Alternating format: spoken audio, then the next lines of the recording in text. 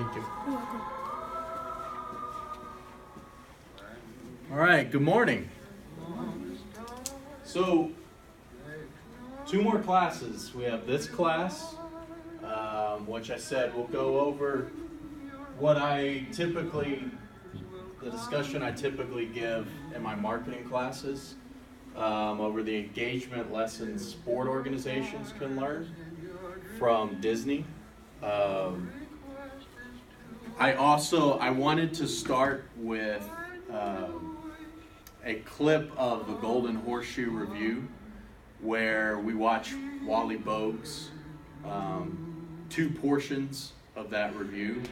As you recall, when we spoke to Ron, he talked about Wally Bogue being someone that he wanted to work with, and he wanted to be Wally Bogue's character.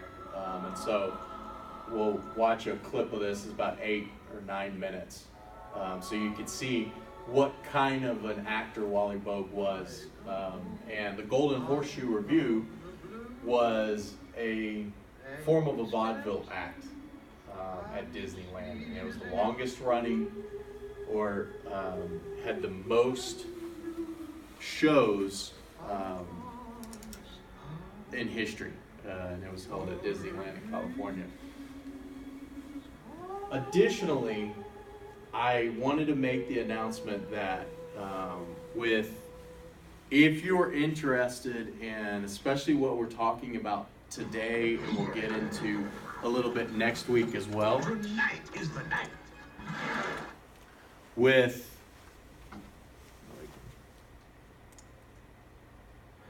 I'm not sure.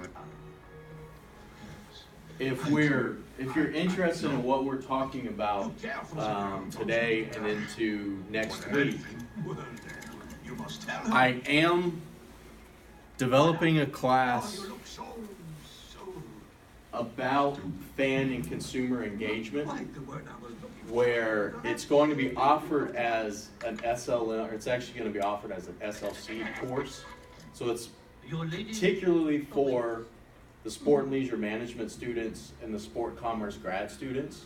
It's going to be an online class. However, if you let me know and if you're interested in it, we can try to get you into those classes. I'm developing this class that looks at the different ways organizations engage with their consumers. And it's going to focus a lot on what Disney does, and how organizations have learned from Disney, but it will also look at examples from sport and hospitality, entertainment, things like that as well. Okay, so if you're interested in that, let me know. That's also a part of a certificate program that I'm developing that we're going to offer through the school that looks at fan behavior. So if you're interested in that, let me know. There's a total of 4 courses you would need to do that. But for people in here that are just starting out here at the university, that course will be developed, should be developed and offered, I believe, next spring. So you'll be able to have the time to take that if you're interested. So if you are, keep it in mind and send me an email, let me know. Or if it's more handy, if someone will take out a piece of paper and just write your name if you're interested in that, and pass it around the class. So I'll keep up with it when the course is being offered in the future. All right. Now, another thing we need to do is talk about the assignment due next week.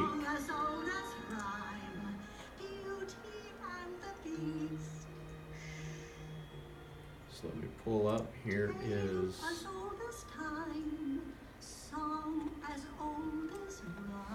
here it is. My Disney. So in this, you're going to discuss, you have to choose one Disney character or ride to represent you. What would it be, or who would it be? Okay? What Disney character or ride best represents you? Provide a brief history of that character or that ride, where they first, if it's a character, where they first appeared. If it's a ride, when it opened, things like that. Discuss the elements of the character or ride that you believe make them representative of you. And then moving forward, how do you wish to incorporate Disney and the Disney character or ride into your life? Okay? Much like the first case study, you have 2 to 3 pages to do this. You can do it on paper if you wish to produce a 2 to 3 minute video of it. You can do that as well. Okay? It'll be due next week before class on eCourseware. So it'll be due 11 a.m. I'm moving that back to next Monday.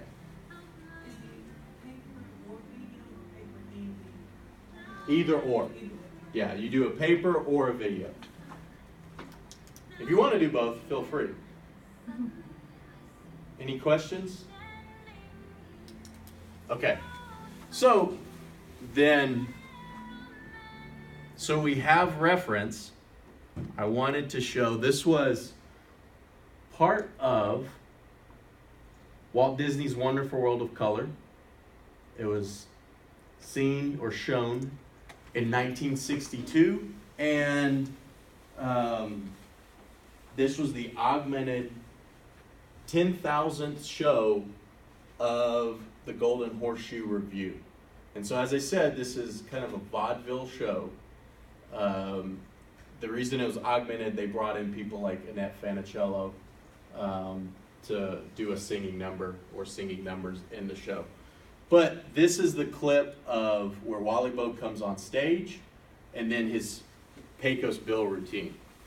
You might remember from our discussion with Ron.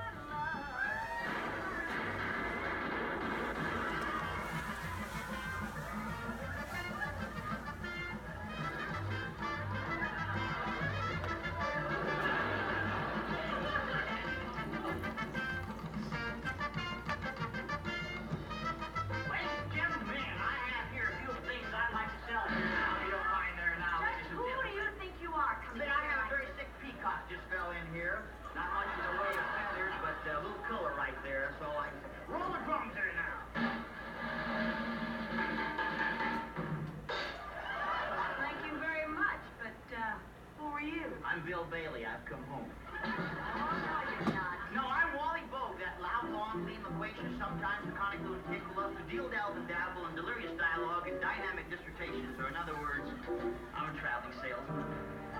Oh, you had things to sell there. Well, why don't you show all those charming people out there exactly what you have to sell in that carpet bag? And I wish you luck. Okay, Foot, I'll do the best I can.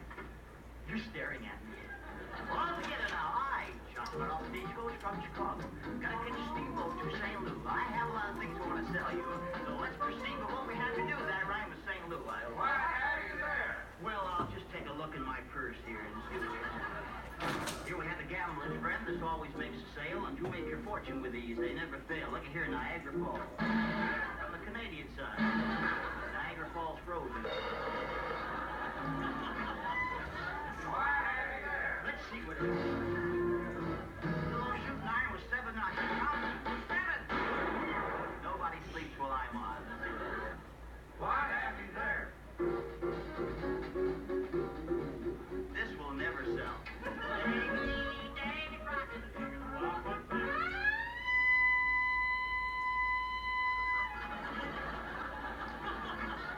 What have you got? Well, I just have a little something here. A little something called a Bogue balloon. A little toy balloon that will enable you to tell people's personality just by the way they blow it up. Let me show you how it works. You see, the average and normal person will blow balloons something like that. That's the average and normal type. And then we have the straightforward type, Dave. Some people are a little backwards in life. Naturally, the backward person, Dave. Oh, I've got count. Then we have the scatterbrain. jumps around a bit, their balloon would do the same thing. There we are. Hey, I think we have a little income tax trouble right there. Now, to get the message, you have the person wrap up all of these thoughts, put them all together, and by doing that, you find out something more about them. I made quite a name for myself doing this. I don't like it either, but... Say, now, you've heard of pink elephants? Here's an elephant in color right here, looking a little something like that elephant right there. Oh, it's nothing, I can tell by the applause. Now, let's, take his little old trunk here now, make a little suitcase. There we are. I had an uncle who used to see elephants when he was drunk. He was the character, he was the kleptomaniac. That's a person who finds things before you lose them, but he's reformed now. He only steals things beginning with A. A watch, a car, a purse, a watch. Ava Gardner. Here's a shy, sort of a rabbity type. See a rabbit sitting up looking a little like that. Did you hear about the little rabbit who washed his hair and couldn't do a thing with her? Oh, wake up now. Some of you are listening. This is just a normal husband leading the life of a dog, but he's a gay, debonair, French, poodle type dog. Full income tax trouble there again.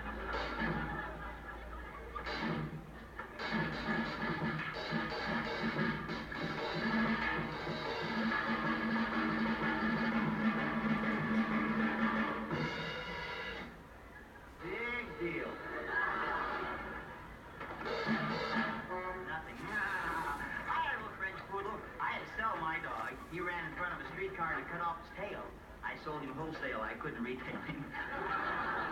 Well, perhaps you're right. Here's a nervous type. They're afraid to blow glue too hard. They leave about that much, then they cheat. They give it that. I didn't do anything. Contact. There we are. Right there. We'll just wrap up all of these thoughts now. Nerve-wracking, isn't it? And see what we have here. Oh, I think we see it. Hi there. Is everyone watching? What's your name there, huh? Well, come on up here. I'll give you a souvenir to take home. Hi. What's your name? You got a name? What is it? That's a good name. I like that. How old are you? 5. You married yet? No, you look happy. I can see that. What's your favorite kind of dog, no name? Favorite kind? A dog. Would you like this police dog I'm waving at you here? That's good. He's in the Secret Service. You might not have recognized him there, you see, but he's really a pretty nice dog there anyhow. Tell you what, I want you to... Good to see you. You afraid of germs or something? Shake hands. That's it. This is a police dog. You take him home and feed a hot air 3 times a day, and if you can't, you ask your mother. I'm sure she has plenty of hot air around the house. And I want you to notice, sorry, there. I want you to notice right there. Now, that's the magic twist there. You can practice when you get home. Thanks for coming up, and I'll see you later. Remember my name, Wally Vogue. You'll be reading about me in the newspapers. I smoke in bed.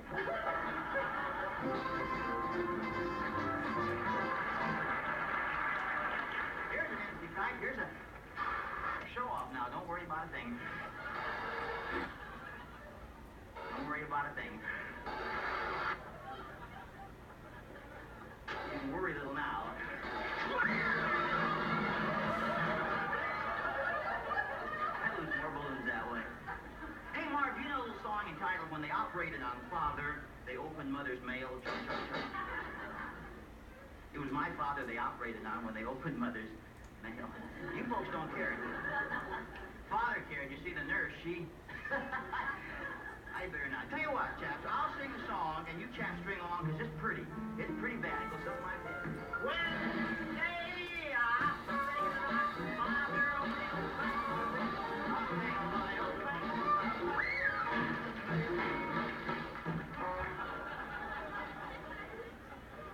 oh, it's so hot in here today. What'd you expect, feathers? This is a Hollywood convertible.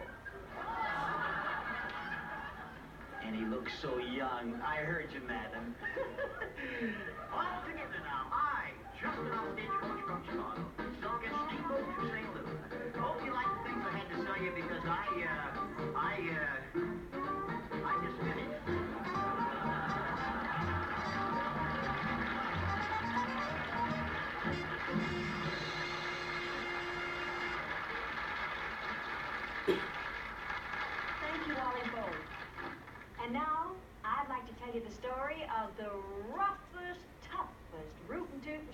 cowboy in the Wild West. And incidentally, he's my boyfriend, Pecos Bill.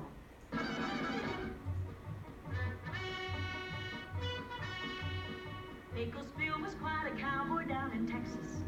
He was a western superman, to say the least. He was the roughest, toughest critter never known to be a quitter, 'cause he never had no fear for man or beast. So oh, the toughest critter west of the Alamo.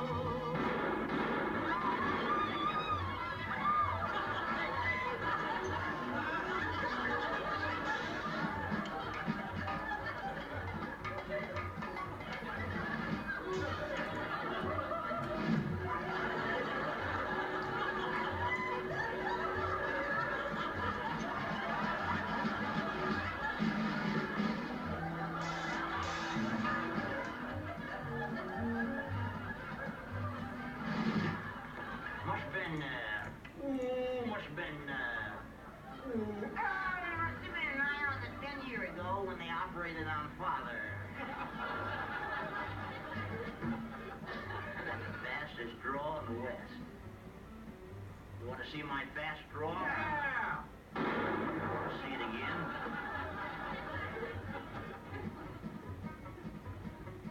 Once there was a drought that spread all over Texas. So to sunny California he did go.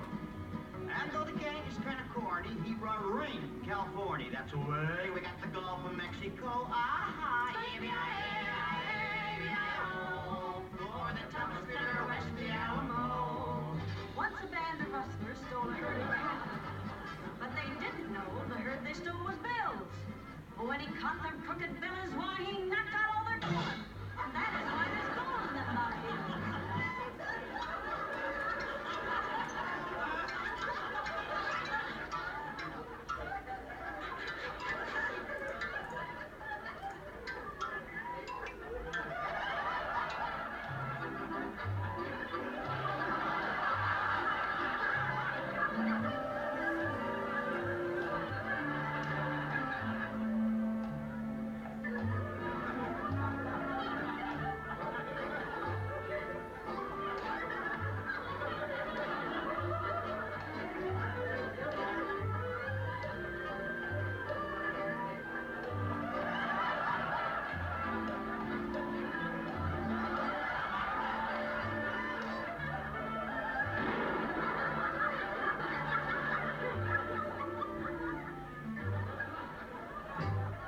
Pecos lost his way while traveling across the desert. It was 90 miles across the burning sand. He knew he'd never reach the border if he didn't get some water, so he got a stick conducting real grand.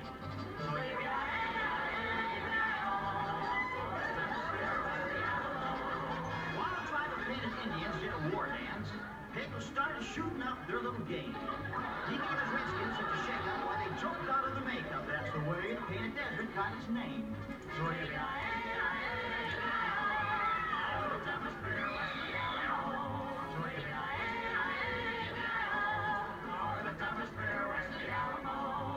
Once he roped a raging cyclone out of nowhere, and he straddled it and settled down with ease. While the cyclone bucked and flitted, Pecos ruled a smooth and livid, and he tamed that order went down to a breeze. So you got for the toughest critter west of the Alamo. Now Billy swam the ocean clear to Paris. That dancer gave old Bill a willy, so he roped them with a Billy. Everybody back to dance, you and me.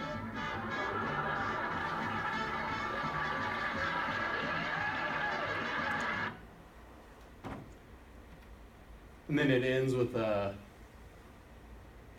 stunt exhibition of stuntmen and stuntwomen. So that is what Ron Schneider said he saw when he was a teenager and knew he wanted to be that character. Ultimately ended up being able to be that character in 1980 before he moved to Orlando to become the original Dreamfinder. So if you want to see that, you can Google it, Golden Horseshoe Review, if you want to watch the whole thing on there.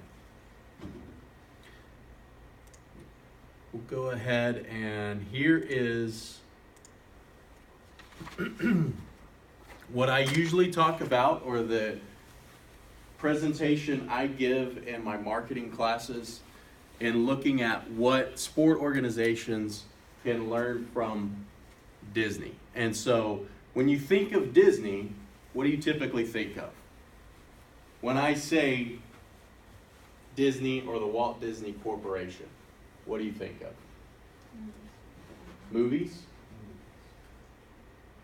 Anyone else? Kids, okay. What? Theme parks. What characteristics do you think of?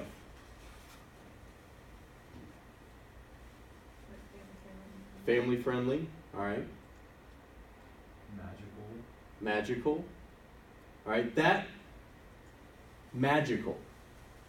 Why is it magical? What causes something to be magical? Is it something that happens? Is it something that comes from outside? Or is it our perception of things? It's our perception of things, right? What Disney is really good at is making people, or giving people, the perception that they are having a magical time. It's called the Magic Kingdom. When you enter Walt Disney World, you drive past the sign or underneath the sign. It says, where dreams come true. Like, all of these things are a way that the corporation is telling us, you're going to create memories here. You're going to have an amazing time. And part of that is because they understand the great importance of customer engagement and customer service. So what is customer engagement? It's the means by which a company creates a relationship with its customer base. Okay? So what does that mean, having a relationship with your customers?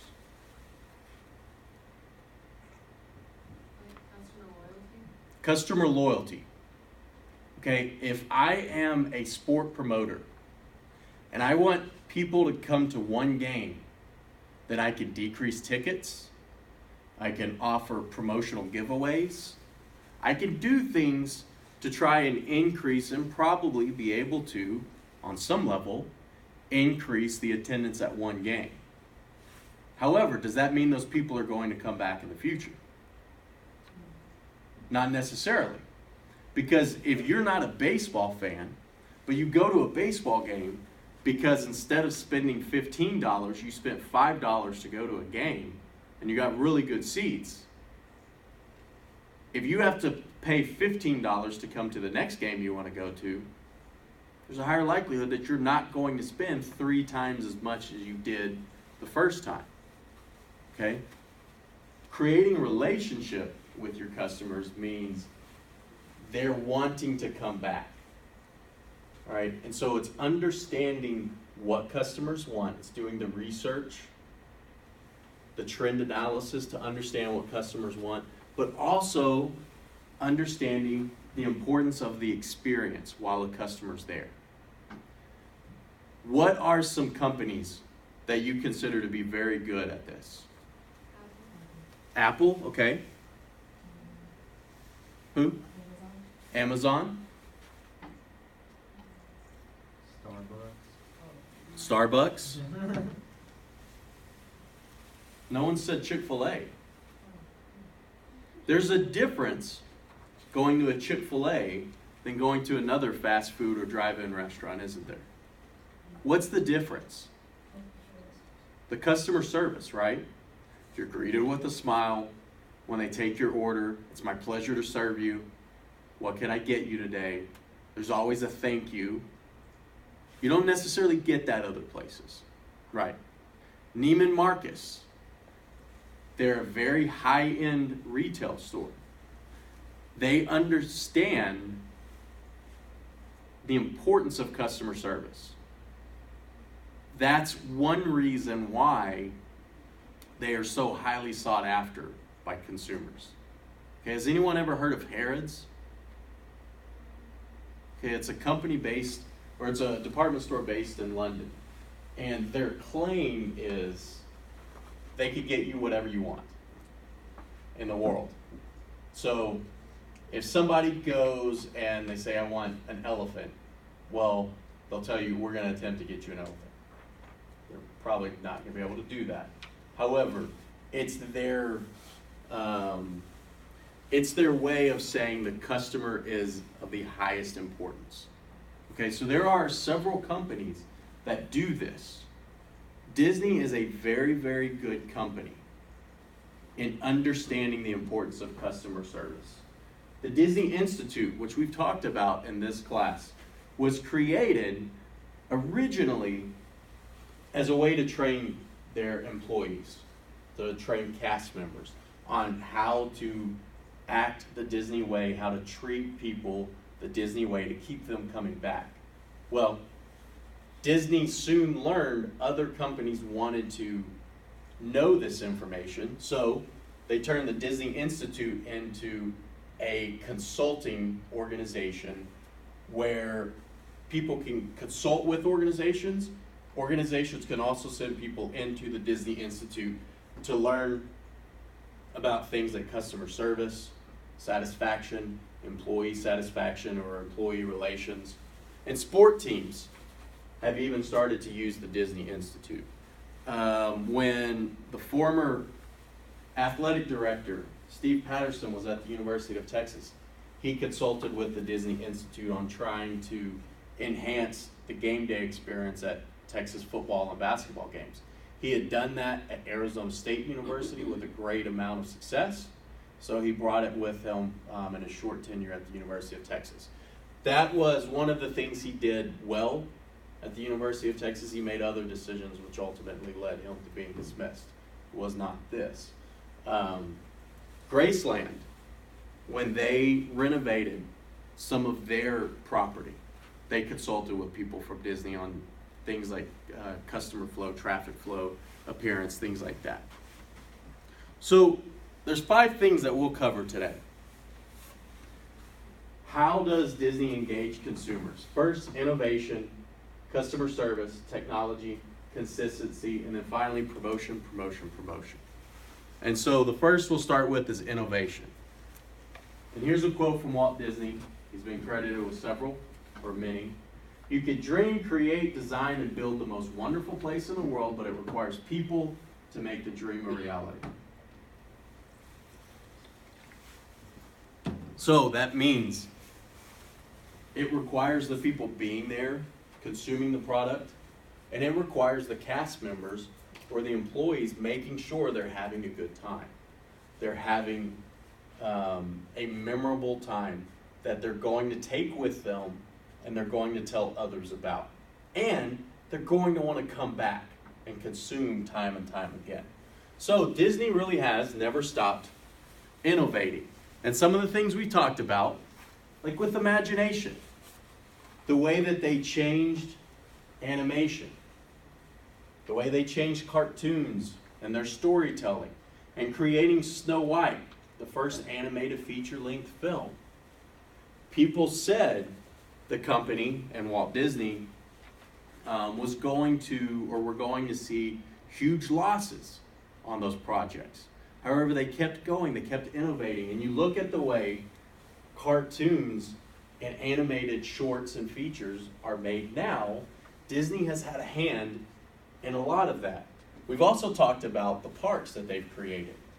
When you look at Disneyland, some of the things that Walt Disney wanted to do in Disneyland that he couldn't do, he was able to do at Disney World. For instance, he was bothered by the fact that a lot of restaurants and hotels and shops that they could not control opened up around Disneyland. He thought it took away from the image and took away from the experience of people being able to go to Disneyland. So he wanted more land. So that's why they purchased as many acres as they did in Florida when they built Disney World. Another thing he was bothered by, he was walking through Disneyland one time and he saw a cowboy walking through Tomorrowland. And it ruined the fantasy of being in Tomorrowland. There shouldn't be a cowboy in Tomorrowland.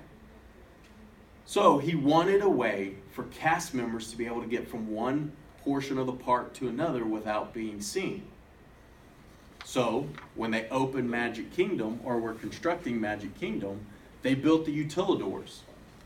It's a series of tunnels that are underneath the Magic Kingdom. Right here, this yellow part, that you can see people can go under. They could get to Tomorrowland, Fantasyland, Frontierland, Adventureland without being seen by the attendees at the parks. Okay. They also have roadways around the parks. Epcot, if you look at a picture or a Google image of Epcot, they have a huge roadway around, so people can get from one portion of the park to the other without the attendees being able to see them. The hub and spokes design was really created by Walt Disney, in that if you look at an overhead image of the parks, there's Cinderella's castle or Sleeping Beauty's castle. That's the hub. And then there's spokes going out every direction, okay, to Tomorrowland, Frontierland, to the different lands of the parks. They saw it, or he saw it, as a way to help control crowds. Instead of having people come in and having to go one direction or the other, they could come straight and then they could branch off into several different directions. So it helped to disperse the crowds more evenly. Where else have we seen something like the hub and spokes design now?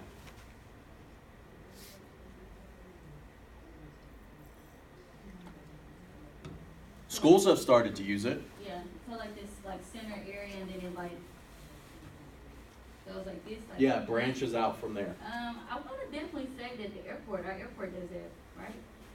Memphis Airport. The Memphis Airport, yeah, they do that. I mean, a lot of the hubs are not open, but I think I'm almost sure the design is that they spread out like that.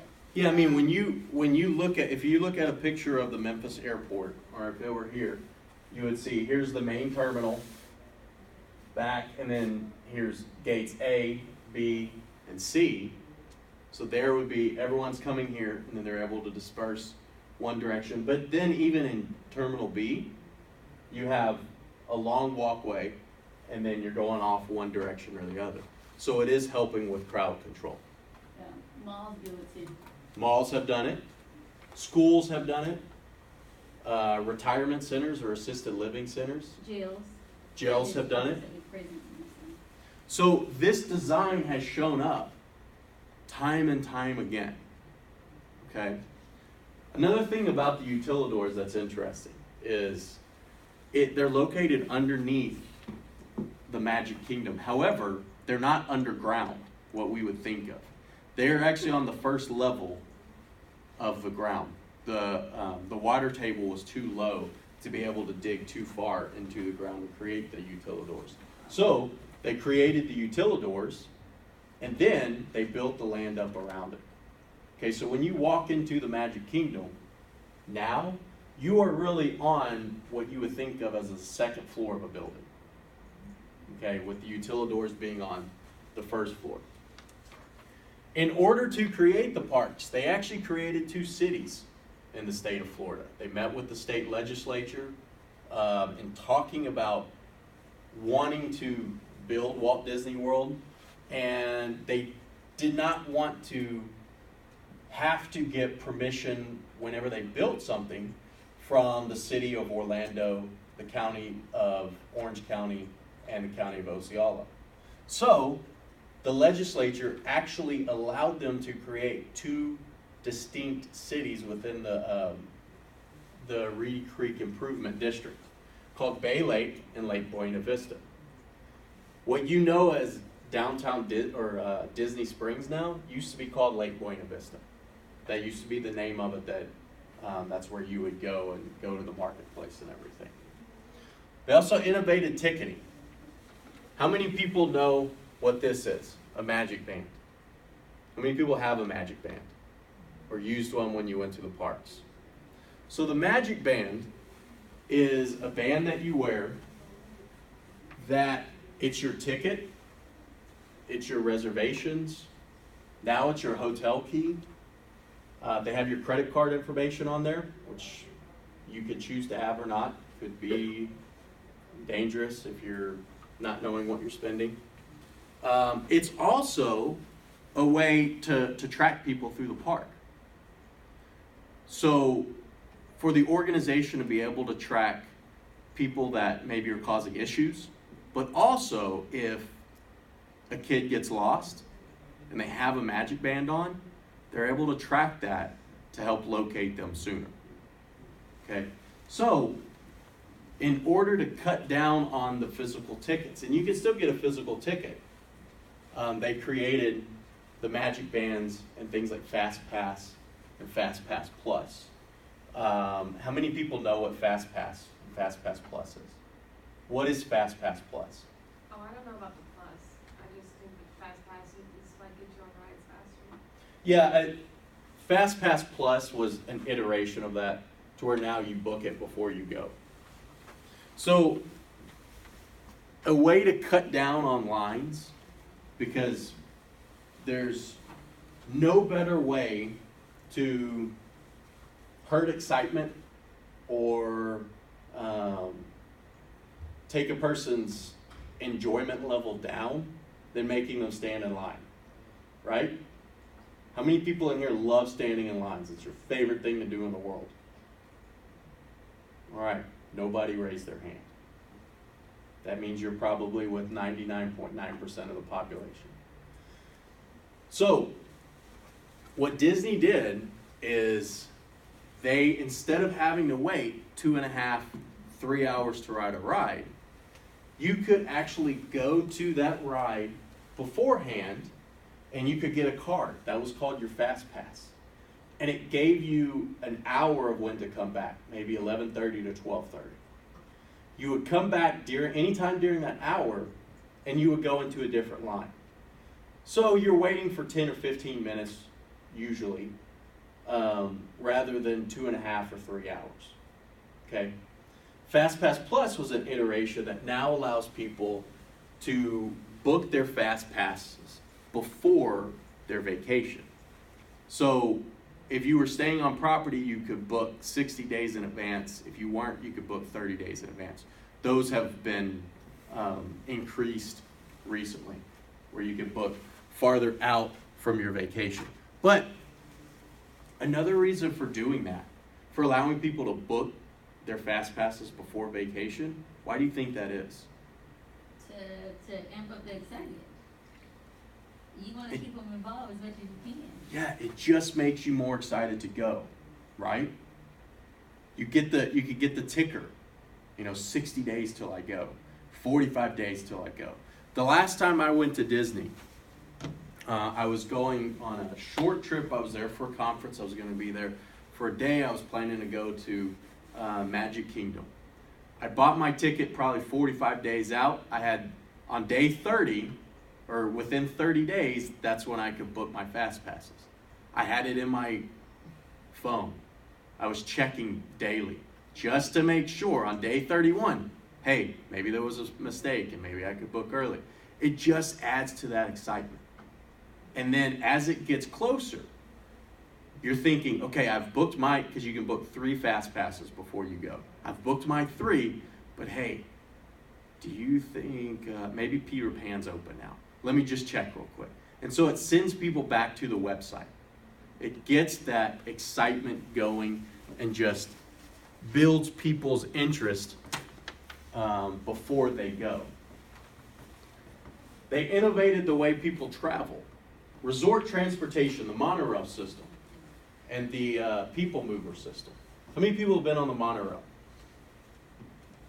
Okay, Disney did not create or invent the monorail, but they used it first at Disneyland, then at Walt Disney World, to be able to control that traffic, move people around easier. When you go to the Magic Kingdom, how do you get there? There's 2 ways to get to the Magic Kingdom. You either go on monorail or you go on a boat. You go over the Seven Seas Lagoon, or you go on a monorail. If you go on the monorail, you ride through the Contemporary Resort, which was their flagship hotel, one of the first hotels they built. You ride through the hotel. It's pretty neat being able to ride through a hotel. Otherwise, you ride on a ferry over to the park. You don't park your car in front of the park. You park your car a long way away. You ride a tram up to the transportation center. You get on the monorail or the ferry. Then you go to the Magic Kingdom. All of that is there to create that fantasy, so people aren't taken out of the fantasy. Right? The same thing as the design of the parks. There's berms built up around the parks, so you don't really see outside of the parks. You're always kept in that fantasy world. When Walt Disney and WDI, or was it WDI at the time, but when they started looking at the monorail system and the people mover system, they actually were doing this, one, for the parks, but they were using them in the parks to illustrate to cities and governments how they could improve traffic flow in their cities. So the people mover system, at Magic Kingdom, it still operates. It doesn't operate at Disneyland. But you get on the people mover at Magic Kingdom and Tomorrowland. It's about a 10, 12-minute ride around, and you ride around Tomorrowland. It's about 4 miles an hour. It's a nice, relaxing trip. It's pretty, it's pretty easy to get on. But they also were trying to market that product to cities. So there were actually, at one time, 3 working people mover systems. Disneyland, which no longer operates, Walt Disney World, Magic Kingdom, which operates, and the Houston Intercontinental Airport, which still operates. It's a little different look than the people mover system at the parks. However, there still is one in operation outside of the Walt Disney Corporation, or outside of their theme parks, I should say.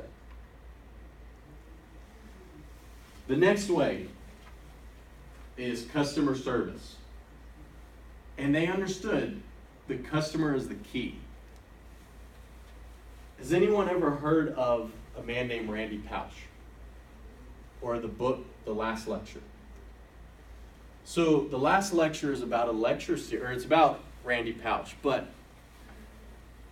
Carnegie Mellon University in Chicago has a Last Lecture series, which basically says for retiring academics or people who give lectures for a living, this is your last lecture. You talk about whatever you want.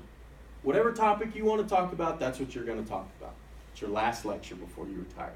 Randy Pausch was a faculty member at Carnegie Mellon, and when he gave his last lecture in the series, he was actually dying of terminal cancer. Died a month or 2 or 3 months afterwards. It's a great book.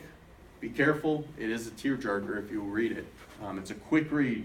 But one of the stories Randy Pausch tells in his lecture is about going to Disneyland. His parents took him to Disneyland as a child, and they bought him like a ceramic Mickey Mouse in one of the toy shops. He walks out, he starts playing with it, he drops it, he breaks it. And the parents pick it up, they think, all right, is there anything we can do? They take it back in, and they're going to see, can we exchange it? What can we do? That kind of thing. Before they say a word, the cast member in the store says, oh, I'm sorry, it was my mistake. I should have known a kid would want to play with this. I should have told you to be careful with this, that it would break. Let me go get you another one. They go get another one off of the shelf and give it to young Randy Pausch. The parents were so impressed by that one interaction that from then on, every year, they would take a group of underprivileged kids to Disneyland for a day, and they would pay for them.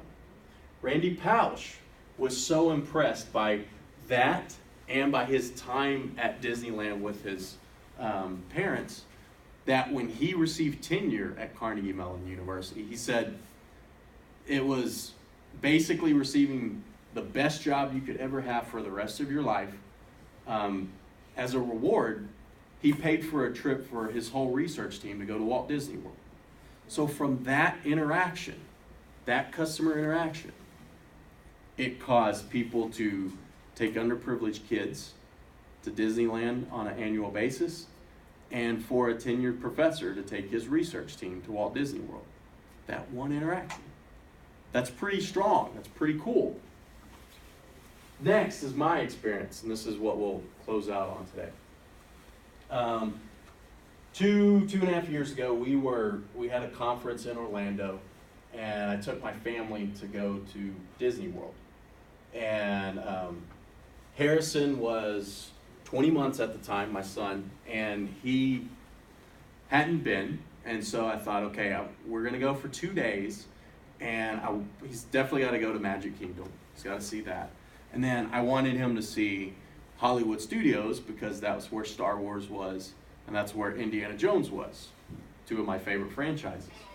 And so I decided, okay, those are the 2 parks we're going to go to.